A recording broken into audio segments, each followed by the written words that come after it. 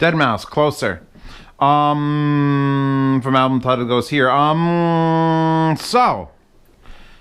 backtrack about a week. I'm assuming this video is coming public in about a week after I had these out. Y'all remember these? Y'all remember these? And everyone's like ignored it. Like, oh yeah, those look cute. Oh, they're so thin. But they're not real speakers because you need a sub. And I'm like, but you don't understand what this is doing. What this is doing. If only there was some sort of solution. Depth. Great depth, Yusuf. So, 7-inch. It's probably a 6.5. Is it 6.5? They call it 7. You use 7 or 6.5. You seem rather large. Driver, same tweeter, and great depth. A thick old port in the back. I got the white pair because it was actually cheaper than the black pair, and that is still the case on Amazon as of this taping. I'd like to say hello to my patrons also. Hi, patrons. You guys are seeing this first. You guys got to see the other one first. You're probably the responsible party for making the price go up. So that, I got a pair of these for 108, the older ones. The newer ones were 160, and now these are 200. So that's the Zeos effect in action now for you patrons again. Currently, I got this pair for 200 even. They're currently $268 on Amazon. That's what these are right now. And they're one of the best speakers you could put in your living room or any large space you need to fuck up. You need to fuck up a space. Zeos, what do you recommend? Oh, why please, the Arena 130s are precisely what you need. Like that scene from John Wick 2. Is a sommelier in? I've never known him not to be. Yes, this is a rare breed of speaker because it just hits every note, literally and figuratively. Whereas those were very lightweight on bass. Obviously, they're sealed. It's only a 5 1/4. They belted out volume, though. They just screamed into this room. But you couldn't get them to use them on their own because you need subwoofers. In my case, dual subwoofers. Set up with crazy mini DSP corrections, and then everything was hunky-dory. But if you're more of a traditionalist with the curly evil mustache, this is it. I'm tempted to... I keep looking at them, and they keep going, God, it'd be so easy to take those drivers out and paint them purple and have a purple set of speakers to keep up in my stands. But then I look at my wall and I go, what do I want to replace? What do those replace?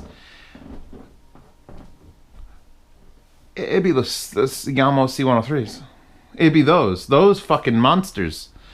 The should have been $700 monsters. Maybe even combine that with the Air Motives, the 6s, the ones that are the loudest speakers on earth, because they have 400 watts in them each. And then I remember the fact that, oh, well, I have way more than that now with the Crown amps in here. JBL is the largest speaker company in the world. And it's not because everybody puts JBL speakers in their homes. That's not what they do. That's not what JBL do. JBL not do that. What JBL does is they put all the speakers behind movie theaters and at concert venues and in commercial spaces. That's why they're the largest speaker producer in the world. I'm going to cover you, and I'm going to show everyone how absurd that looks. No. Okay, glad we got that out of the way. You can see this is a newer revision. It's got silver up here. Actually, that was upside down. Here's the cutout again, which people were saying, well, my Zeos, mine doesn't have it at all. But if it has this, it doesn't bother with that. And when JBL designs and engineers speakers for, like, I don't know, Sydney Opera House, they're giant, super efficient line arrays, and there's just 37 speakers stacked up. And I'm very sure that, but here's the thing, those are also very cheap speakers. They put 30, $600 speakers, and that's relatively cheap compared to, like, what things should cost. And I'm feeling a lot of this is from that. We're not hiding any of the screw terminals, even though these are not Phillips or anything. They're actually our hex head. paper cone, which is, a lot of people swear by paper cones that those are the way to go, with reinforcement ridges, paper dust cap, actually a relatively soft surround. A lot of times, like, the softest surrounds are on the boot carts, and that's just easy detail going in, which I'm afraid to blow them up.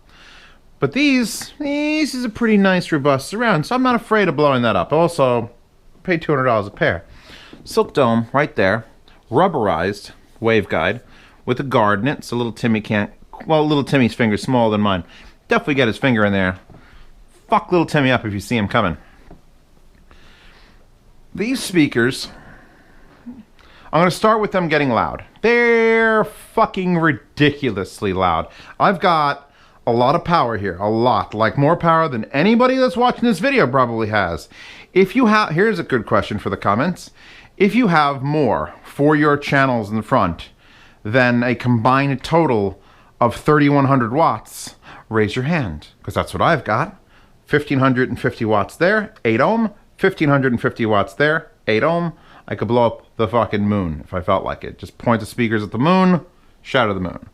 So I can push these very hard as God and the devil and Hindu gods and, you know, the old gods and the new gods and the god of tits and wine, all of them, as hard as they want me to blow it up.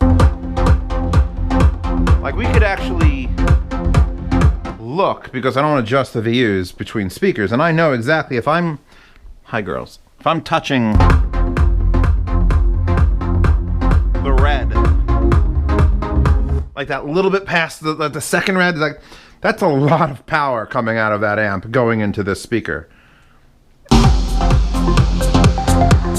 And it is just slapping the air, just fucking taking it with I've said this on a few speakers, like I could hear when a speaker's sort of getting near the edge of like, please don't blow me up, and it starts failing. These don't. There's no subs on right now. There's just low end. There's just movement of air. There's just treble washing across the sky. Next track. Close Encounters of the Mothership, too quiet. Pearl Jam, Whipping. I don't even know. Do I like this song? Probably not.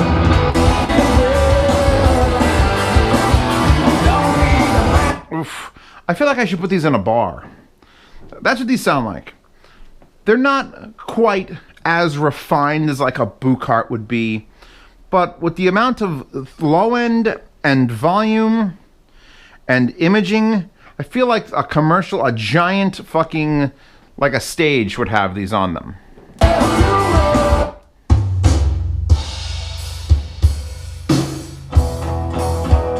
I don't know how I'm doing the sound demo for these yet. I haven't decided. Am I going to try to do near field, or am I going to set it up in the back of the room like everyone always begs me to do? Zeos, why did we can't hear the low end? If I put the microphones here, you'll hear the low end. You're hearing it on my GoPro right now.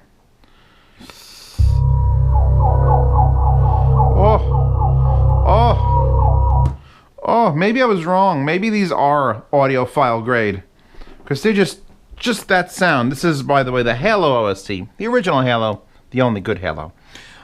What once was lost, and there's just a sound that just went whoop whoop whoop whoop whoop whoop whoop. It's just perfectly bubbled across the soundstage in front of me. In fact, now standing here, now it sounds like it's coming from the left of me, which means that tweeter is doing the right thing.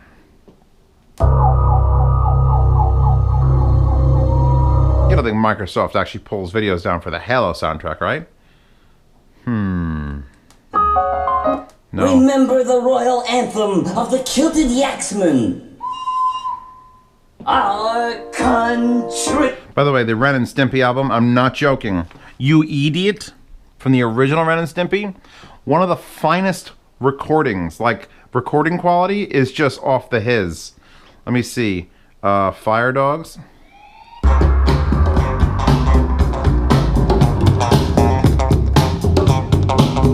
Just here's the thing. I love a loudspeaker. That's fine.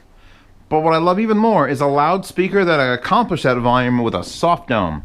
Because if you have to do it with a piezo or if you have to do it with like a compression horn, you sort of feel it. Like even my JBLs, the 590s or the 530s up there, when you pushed them, it was like, oh, the horn's coming to get me, and you had nightmares about it. But these are a soft dome in a lovely waveguide, and everything just sounds beautiful. The Buchart S400s, amazing highs. Not because they're super sharp and sibilant, but because they're using like a 5/8 inch soft dome in a crazy waveguide. So this is like an inch soft dome in a crazy-ish waveguide. It's not quite as extreme. The point of the story is, these are under $300, and I would take them over the Elex. I would take them over, well, definitely over the JBL. Nah, not JBL. Yamaha. If you said I could have these, or I can have the Yamaha S803s, it's probably going to be these. They both have very similar amounts of like, ooh, detail. Ooh, imaging. Ooh. But then these throw out low end, that as much as those throw out low end, these are fucking monster-sized speakers. They throw out the low end. No. We are at levels here. I'm going to talk normally, and I'm going to unmute this, and it's going to quell. My voice will go down because the GoPro is going to compensate for how loud this is. So you can't hear what's going on. And that's Great Gatsby into the past. Back to black.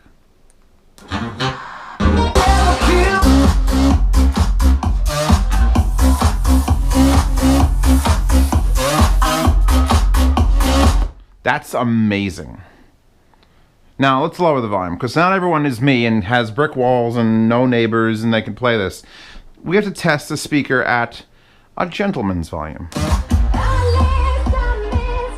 That's a gentleman's volume. So it's 25 dB down. We're not even activating the views.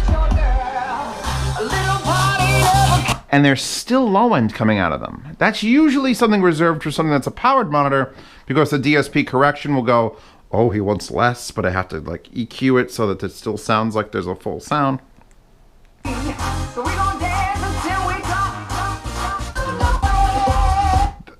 It's like there's midnight mode on these speakers.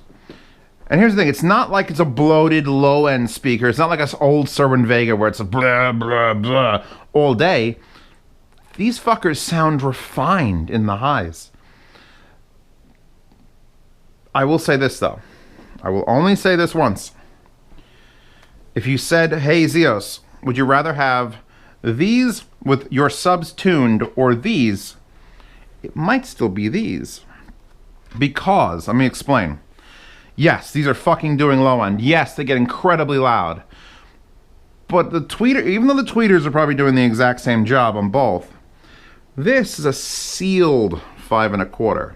5 1/4 speaker can move a little bit faster because it's a little bit smaller. And while it can't produce the same volume, it's a little more controlled. So like vocal clarity, things like that. On this sealed speaker, may, and I'm just going to say may, like James May, or springtime is in May, or may produce just the finer, a little bit finer grade. It's like when you grind black pepper on something. It's black pepper, but sometimes it's a finer black pepper. I'm not saying that you should take those over these in a home theater, unless you absolutely can do not just a 0.1, but subs like this, or a dedicated sub for front channels. Because these things, what these might, maybe are lacking in as far as like vocal clarity, because that thing is a sealed controlled box, these make up for in just absolute Panic in the Disco, nightmare. X don't give it to you. I gotta skip forward, or it's gonna get blocked internationally. On your own, X gon' deliver to you. Knock, knock, open up the door. These are the speakers you get the police calling you on, because they seem to have endless capabilities of volume. And they look fucking amazing in white, by the way. And just like the little ones, the top is angled. Don't know why. I kind of like it. I can dig it. I can dig it. It's different. Just means if I stack them, I can't stack them. Actually, I could build like an entranceway arch with them, and then have a keystone speaker. Be interesting. She could sit in it just fine because she's got Blue Tech on her ass. I don't think you could do better for $300 right now. Now, if you go to, for my patrons, again, the other people who see this first, they're the ones I'm talking to. There's a limited supply, I'm sure, of $268 versions of this in white. In black, literally there are nothing new. Everything is used and $300, and I'm super confused. If I had to price these speakers for how they sound and how they perform, it'd be $500 solid. Solidly $500, and I'd pimp them as the most amazing home theater fucking experience speakers ever. Just belting out, you know, Sherlock Holmes explosions and all the things that I love. If they last. I hope they're not doing this thing where they disappear again. Anyway, I haven't recorded the sound demo yet. It will be linked in the description when it is done, and I hope it can translate the epic fucking sounds that these things put out. And it is epic. That's the word. No one would ever come in here and go like, hey, why don't you put some good speakers on? These don't sound very good. Toby Keith and Lindsey Hahn. Broken Bridges. Now this is some serious ghetto shit. But we never see them there. Some cross troubled waters, some don't go nowhere. It's got a decently good-sized image right here of vocals. Not quite pinpoint, but that's more like what the JBL waveguide's doing. It's giving you a little bit more of a wash. It's giving you sounds across the front, and there's singing happening somewhere in here, which is perfect for Toby Keith and Lindsey Hahn.